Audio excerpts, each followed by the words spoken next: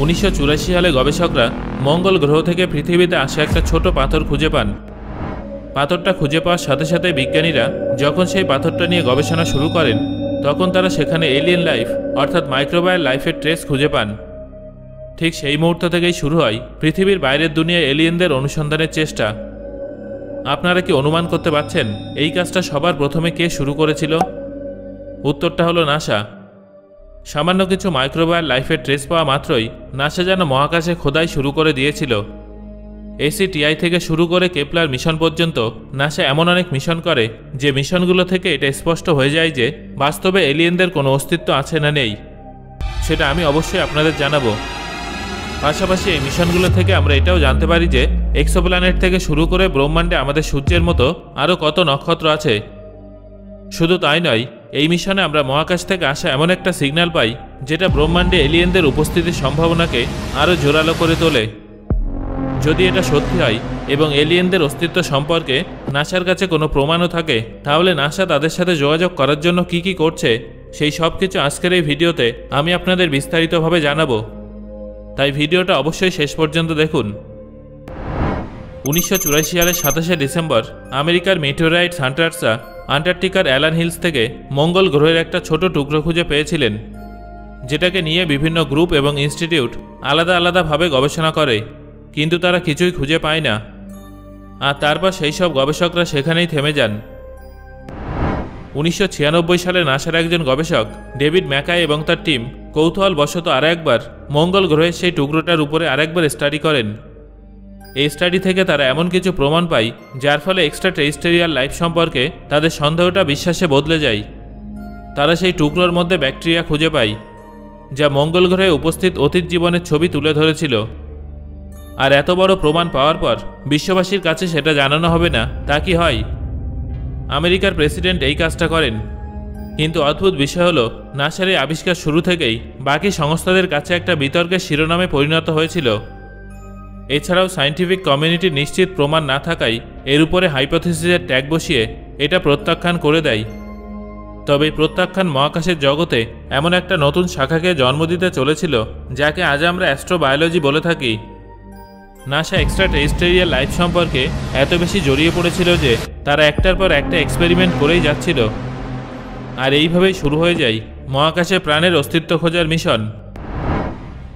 একদিকে নাসার বিজ্ঞানীরা দিনরাত কঠোর পরিশ্রম করে এক্সট্রা টেরিস্টেরিয়াল লাইফের জন্য ছোটোখাটো প্রজেক্ট তৈরি করছিল, অন্যদিকে এমন একজন ব্যক্তি ছিলেন যার মাথায় এলিয়েনদের পৃথিবীতে ডাকার জন্য একটা আলাদাই চিন্তাভাবনা চলছিল।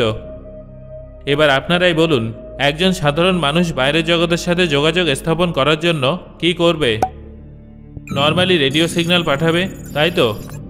কিন্তু অস্ট্রিয়ান অ্যাস্ট্রোনমার জোসেফ জোয়ান ভন লিট্রোর বুদ্ধি সম্পর্কে আর কি বলবো। পৃথিবীতে জীবনের অস্তিত্ব আছে কিনা সেটা মহাকাশের জগৎকে জানানোর জন্য তিনি পৃথিবীতে আগুন লাগানোর প্ল্যান করেন। দাঁড়ান, পুরো পৃথিবীতে নয়, শুধুমাত্র সাহারা মরুভূমিতে। তাও কোনো ছোটোখাটো আগুন নয়, পারমাণবিক বোমার বিস্ফোরণে যেমন আগুন বের হয় ঠিক তেমন আগুন। আমি কিন্তু একেবারেই আর কি মানছি না, এটা একেবারে সত্যি কথা। জোসেফের প্ল্যান ছিল সাহারা মরুভূমির মাঝ বরাবর একটা বিশাল গর্ত খনন করে তার মধ্যে কেরোসিন ঢেলে আগুন ধরিয়ে দেয়া, যাতে মহাকাশে উপস্থিত এলিয়েনরা সে আগুন দেখে আমাদের সাহায্য করতে এগিয়ে আসে। আমরা জানি যে এটা একেবারেই বোকা বোকা একটা প্ল্যান ছিল, তাই তারা এই প্ল্যানটাকে সাইডে রেখে নিজেদের মিশন শুরু করে দেয়, যার জন্য তারা ACTI এর সাথে হাত মেলায়।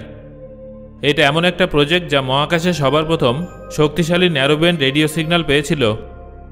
আমি ওয়াল সিগন্যালের কথাই বলছি, যার ফ্রিকোয়েন্সি 1420 মেগাহার্টজ। এই সিগন্যালটা এখনও পর্যন্ত খুঁজে পাওয়া সমস্ত সিগন্যালের মধ্যে এক্সট্রা টেরিস্টেরিয়াল লাইফের অস্তিত্বের সেরা প্রমাণ, কারণ এটা সেই ফ্রিকোয়েন্সি যে ফ্রিকোয়েন্সিতে আমরা মহাকাশের বাইরে সিগন্যাল পাঠাই, যেটা পরোক্ষভাবে এটাই প্রমাণ করে যে আমাদের মতো বুদ্ধিমান সভ্যতা পৃথিবীর বাইরে উপস্থিত আছে, যারা এটা বুঝে গেছে যে কোন ফ্রিকোয়েন্সি সিগন্যালকে বাইরে পাঠানো উচিত। এবার এতগুলো ওয়াও ফ্যাক্টর শোনার পর যাদের ACTI সম্পর্কে কোনো ধারণা নেই তাদের জানিয়ে রাখি যে ACTI এর মানে হলো সার্চ ফর এক্সট্রা টেরিস্টেরিয়াল ইন্টেলিজেন্স। এটা একটা নন প্রফিট রিসার্চ অর্গানাইজেশন যা কার্ল স্যাগন, ব্রুস মারি এবং লুইস ফ্রাইডম্যান ব্রহ্মাণ্ডে উপস্থিত জীবনকে অনুসন্ধান করার জন্য প্রতিষ্ঠিত করেছিলেন। এর প্রধান কাজ হলো অন্য গ্রহ থেকে আসা ইলেকট্রোম্যাগনেটিক রেডিয়েশনের উপর অথবা অন্য গ্রহের সিভিলাইজেশনের বিজ্ঞানের উপর নজর দেওয়া। এবার এই মিশন থেকে তারা অজানা সিগন্যাল পেলেও সেটা যে অন্য কোনো সভ্যতায় পাঠিয়েছে এমন কোনো সলিড প্রমাণ ছিল না। অন্যদিকে তারা ACTI হোম প্রজেক্টও চালু করেছিল, যার পেছনেও একই উদ্দেশ্য ছিল। এটা এমন একটা প্রজেক্ট ছিল বাকলেতে বসবাসকারী প্রত্যেকটা মানুষ বাড়িতে বসে বসে অ্যারিসিবো রেডিও টেলিস্কোপ থেকে আসা রেডিও সিগন্যাল অবজার্ভ করতে পারত। এই প্রজেক্টটা বাকলের বাচ্চাদেরকেও বিজ্ঞানী তৈরি করে ফেলেছিল, কিন্তু তারপরেও সম্পূর্ণ বাকলে এমন একটা অজানা সিগন্যাল পায়নি যেটা এলিয়েনদের অস্তিত্ব সম্পর্কে কোনো জোরদার প্রমাণ পেশ করবে।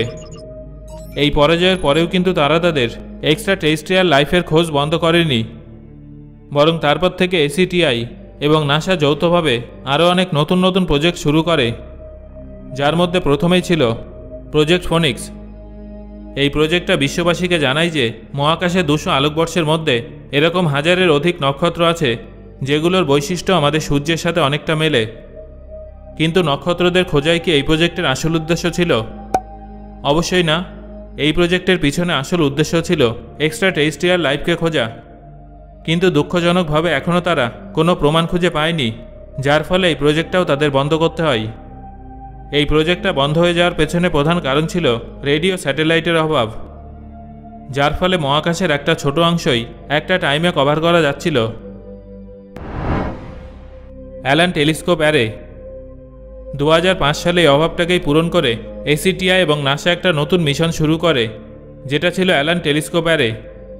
প্রজেক্ট ফোনিক্সের রেজাল্টের পর বিজ্ঞানীদের কোথায় জীবন খুঁজতে হবে সেটার জন্য তারা তাদের গন্তব্য খুঁজে পান, কিন্তু এই গন্তব্য নাসাকে আরও একবার ভুল পথে নিয়ে গিয়ে ছেড়ে দেয়। এবার আপনারা নিশ্চয়ই ভাবছেন কিভাবে। আসলে এই প্রজেক্টেও তারা প্ল্যানের পরিবর্তে 2000-এর থেকেও বেশি এক্সোপ্ল্যানেট খুঁজে পায়।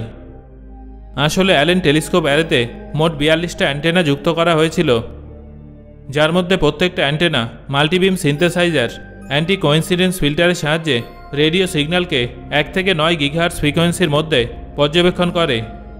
কিন্তু এত পরিমাণ অ্যান্টেনা যুক্ত করার পরেও তারা মহাকাশে জীবনের কোনো প্রমাণ পায়নি। এমনকি তারা ভিন্ন ভিন্ন ধরনের ফ্রিকোয়েন্সি রেঞ্জ পরিবর্তন করেও দেখেন, কিন্তু তারপরেও তারা কোনো পজিটিভ রেজাল্ট পাননি, যার ফলে নাসাকে এই প্রজেক্টটাও বাতিল করে দিতে হয়। Kepler mission. এবার দেখতে গেলে নাসা এবং ACTI 90-এর দশকে যতগুলো মিশন করেছিল সেই সবগুলোই ব্যর্থ হয়। এইসব মিশন থেকে তারা এক্সট্রা টেরেস্ট্রিয়াল লাইফ সম্পর্কে জানতে না পারলেও এইসব মিশনের কারণে নাসা একটা সঠিক পথ খুঁজে পায়। সমস্ত মিশন থেকে পাওয়া রেজাল্টের কথা মাথায় রেখে নাসা তাদের একটা নিজস্ব মিশন তৈরি করে ফেলে, যার নাম ছিল কেপলার মিশন। নাসার এই মিশনটা এই কথাটা স্পষ্ট করে দেয় যে গ্যালাক্সিতে নক্ষত্রের থেকেও বেশি গ্রহ উপস্থিত আছে। সেই সময় কেপলার 5,30,506টা নক্ষত্র পর্যবেক্ষণ করেছিল, কিন্তু নাসার এই মিশনটা এমন কোনো তথ্য প্রমাণ দেয়নি যার সাহায্যে এক্সট্রা টেরেস্ট্রিয়াল লাইফের অস্তিত্ব সম্পর্কে নিশ্চিতভাবে কিছু বলা যাবে। পাশাপাশি কেপলার মিশনের প্রধান উদ্দেশ্য ছিল এখনও পর্যন্ত খুঁজে পাওয়া সমস্ত এক্সোপ্ল্যানেটসের প্ল্যানেটারি স্ট্রাকচারকে অন্বেষণ করা এবং গ্রহের বাসযোগ্যতা সম্পর্কে স্টাডি করা। আর এই সমস্ত স্টাডির জন্য কেপলারে একটা স্লো সায়েন্টিফিক ইনস্ট্রুমেন্ট ফিট করা হয়, যা ছিল একটা ফটোমিটার। ফটোমিটারের প্রধান কাজ হলো ইলেকট্রোম্যাগনেটিক রেডিয়েশন, তার রেঞ্জ যা আল্ট্রাভায়োলেট থেকে ইনফ্রারেডের মধ্যে আসে, ভিজিবল স্পেকট্রামের মাধ্যমে সেগুলো পরিমাপ করা। তারপর এই ফটোমিটার ফটো রেজিস্টারের সাহায্যে গ্রহ এবং নক্ষত্রের থেকে আসা লাইটকে ইলেকট্রিক কারেন্টে বদলে দেয়। তারপর বিজ্ঞানীরা সেই ইলেকট্রিক সিগন্যালকে স্টাডি করে। তবে এত কিছু স্টাডি করার পরেও শুধুমাত্র গ্রহের বাসযোগ্যতা সম্পর্কে জানা যায়। আর যদি কোনো গ্রহ বাসযোগ্য হয় তাহলে সেখানে প্রাণের অস্তিত্ব থাকার সম্ভাবনাও প্রবল থাকে, কিন্তু শুধুই সম্ভাবনা আছে, এটা নিশ্চিতভাবে বলা যায় না যে সেখানে জীবনের উপস্থিতি থাকবেই। এত কিছুর পরেও নাসা এখনও পর্যন্ত কোনো এলিয়েনের সাথে সাক্ষাৎ করতে পারেনি। তবে হ্যাঁ, এটা ঠিক যে এখনও পর্যন্ত মোট 1652টা রেডিও সিগন্যাল বিজ্ঞানীরা অজানা উৎস থেকে ডিটেক্ট করেছেন। তবে দুঃখের বিষয় হলো বিজ্ঞানীরা এখনও পর্যন্ত মহাকাশে যত রেডিও সিগন্যাল পাঠিয়েছিলেন সেগুলো থেকে কোনো তথ্য প্রমাণ কিছুই পাওয়া যাচ্ছিল না। যখন এই বিষয়ে নাসার কাছে জিজ্ঞাসা করা হয় তখন তারা জানায় যে রেডিও সিগন্যালের উপর তাদের সম্পূর্ণ বিশ্বাস নেই। যার জন্য তারা মহাকাশে এমন একটা স্পেসক্রাফট লঞ্চ করেছে যেখানে পৃথিবীর কিছু আর্টিফ্যাক্ট যুক্ত করা হয়েছে এই আশায় যে এমন কোনো জীব থাকবে যারা এই জিনিসগুলোকে ইন্টারস্টেলার স্পেস থেকে বাইরে নিয়ে যাবে। এমনকি নাসা ভয়েজার 1 এবং ভয়েজার 2-র মতো এমন দুটো স্পেসক্রাফটও লঞ্চ করেছে, আর প্রতিটা স্পেসক্রাফটে দুটো করে গোল্ড প্লেটেড ডিস্ক যুক্ত করা হয়েছে যার মধ্যে ভিন্ন ভিন্ন আওয়াজ এবং পৃথিবীর কালচার ও ডাইভার্সিটি সম্পর্কে ছবি রেকর্ড করে পাঠিয়েছেন। কিন্তু দুঃখের বিষয় হলো আমরা এখনও পর্যন্ত এগুলোর কোনো সুবিধা পাইনি। নাসা এখনও এলিয়েন লাইফের উপস্থিতি সম্পর্কে 100% নিশ্চিত নয়, কিন্তু তারপরেও তারা 24 জন বিজ্ঞানীকে নিযুক্ত করেছেন শুধুমাত্র এই জন্য যাতে তারা নাসাকে এটা জানাতে পারে যে ভবিষ্যতে এলিয়েনদের অস্তিত্ব সম্পর্কে মানুষের প্রতিক্রিয়া কেমন হবে। সো বন্ধুরা, এবার আমাকে কমেন্ট করে জানান আপনার কি মনে হয় ভবিষ্যতে আমরা কি এলিয়েনদের সাথে যোগাযোগ করতে পারবো? আর ভিডিওটা ভালো লাগলে একটা লাইক করুন এবং বন্ধুদের সাথে শেয়ার করুন।